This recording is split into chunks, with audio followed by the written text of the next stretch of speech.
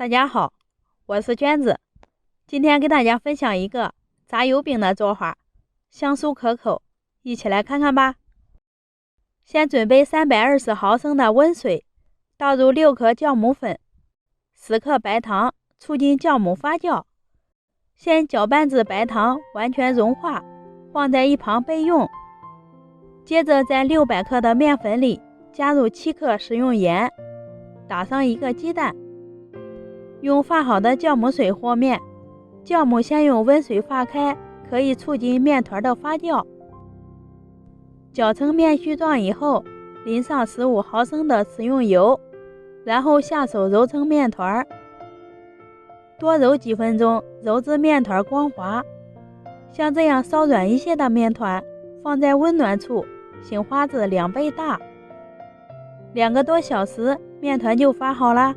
满满的小气孔，取出来放在面板上，充分的给面团揉搓排气，然后再搓成长条状，切成大小均匀的面剂。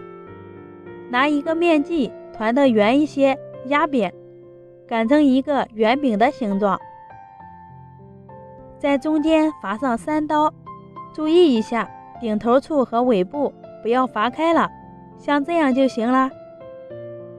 起锅烧油，油温5-6成热时开始下锅炸，炸至生胚浮上来以后翻个面，全程用中火炸制，一直炸成金黄色就可以出锅了。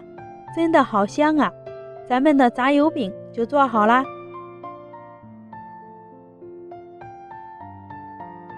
趁热吃，外皮有点酥，里面特别软，比油条好吃多了，越嚼越香。